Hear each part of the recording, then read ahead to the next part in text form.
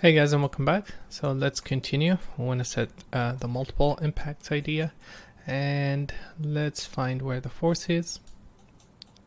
So we are here, and this is what we are going to do. So we have our first input, and this part is generic. Okay, and I'm gonna copy this so that's our first impact, let's say, and let me template a few things. So we want that, and we want some of the buildings.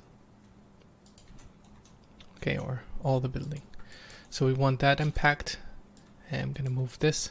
And we have to make sure that we're using the curves.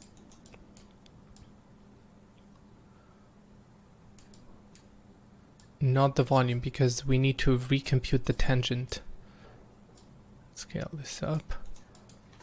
Okay. And let's move this. Again, no idea what's going to happen, just trying a few things. And we need to delete also the constraints here. We need to use the same volume deletion method on all of them.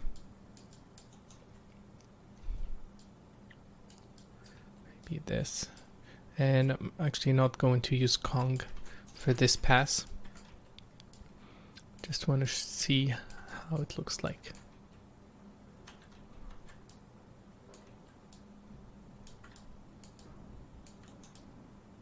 Okay, and I'm gonna use a switch node. It's a very simple way. And I'm gonna say I'm gonna connect all of them with null. So let's put null here. Switch this. Switch this. Switch this. And switch this. And I'm gonna time them. So this one, if $f equal to 5 equal to 5, it's going to give 1. So let's inverse that. And this is going to be true for that, for just 1 frame when it's 5. And I'm going to turn them on and off successively. So this is, I'm going to say 10.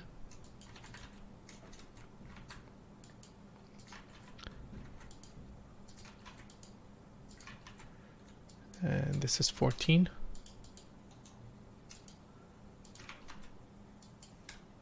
$18. 25. I'm gonna merge them all. And let's switch this, and switch this. Okay, so if we play now, there we go. 1, 2, 3. If this is not enough for it to work, we'll do something to have this live for a bit longer by changing, let's say, if f frame is higher or equal to 5 and f is less than 8. So this will make the condition true for 3 frames, and then it stops. So if we needed, maybe, yeah, let's do this. Let's keep them on all for 3 frames. So higher or equal. And this is 17. 21.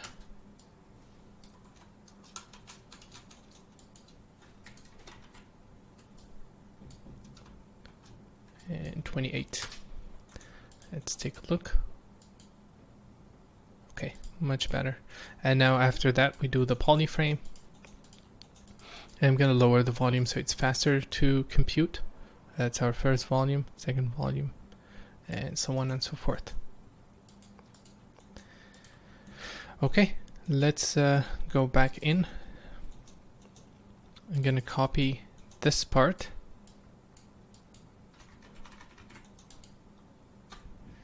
And I'm going to add it to, let's say, I'm going to add it to the big one, the main wall here. Even though it's going to make certain things break, because of the pin constraint. If that pin has been bent and it's holding the structure, it's gonna delete that and cause it to fall, which is fine. So I'm gonna disable that. I need all of this. I think we need the wood as well, so let's add it in the wood structure. And yeah, let's add it to all of them. Just be done with it. Okay.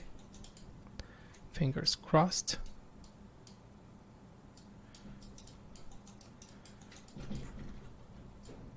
And we did change the mass here to 100. So let's hit play and see what's gonna happen. I'm gonna have to wait up until frame 5 for this to work. And one thing that is in Bullet, there's a feature called sleeping. I think something like that. It has the word sleep in it. And what Bullet does, it turns a piece inactive if the velocity has been the same for a few frames. Okay, so if it stays inactive for a couple of frames, or the velocity is very low, it turns that piece into inactive, and this way it saves some memory and computation time. Okay, so that's our first impact.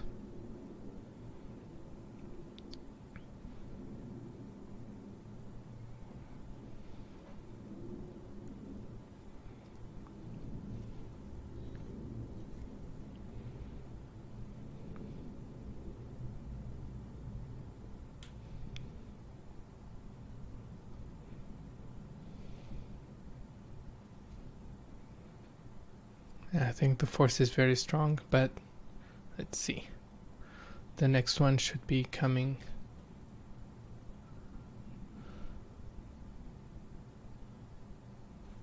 Here, yep.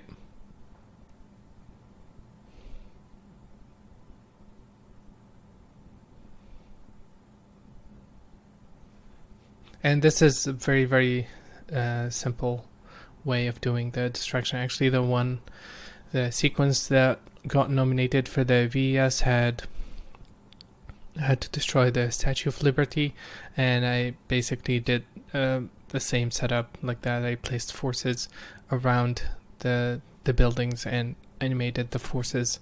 I think I used a frame from an explosion, a VDB sim from an explosion, so the velocity had more interesting details, but we could also change that. I'll talk about that in the next video. And that's our second impact. You can see that we're only deleting where the force is, so the other parts will follow because of the constraint. They will deform and things like that, so it's going to be very dynamic.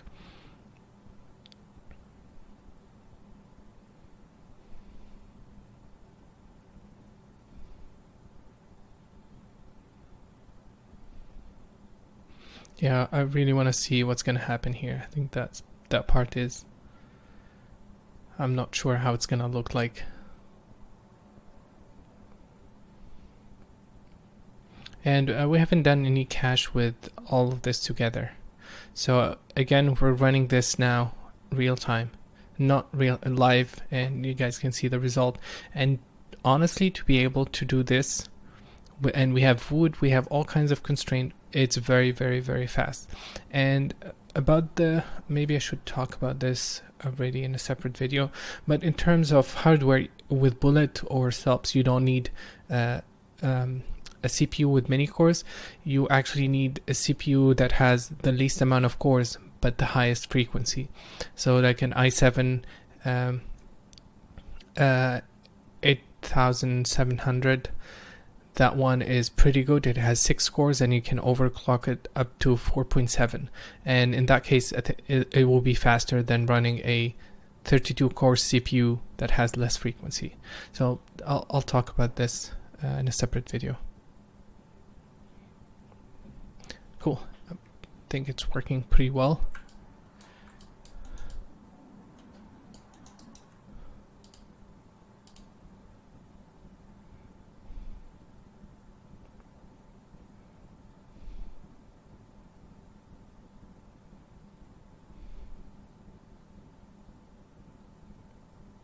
Yep, it's working.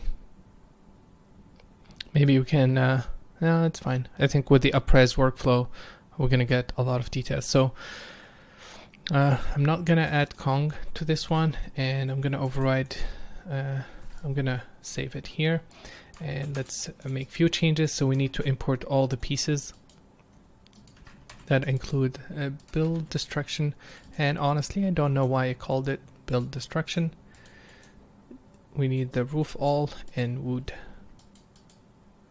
Roof all, wood. Let's see, what else? That's it? Just 3 pieces.